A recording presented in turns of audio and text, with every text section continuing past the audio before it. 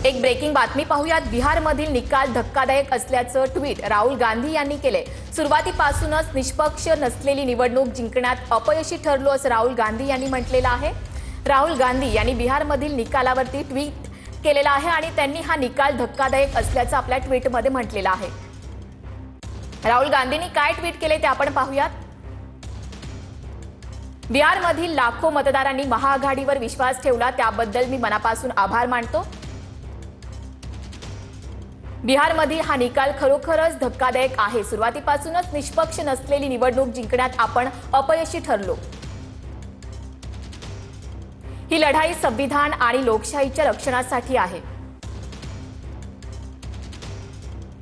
काँग्रेस पक्ष आणि India alliance या निकालाचा सखोल आढावा घेतील आणि लोकशाहीच्या रक्षणासाठी त्यांचे प्रयत्न तीव्र करतील।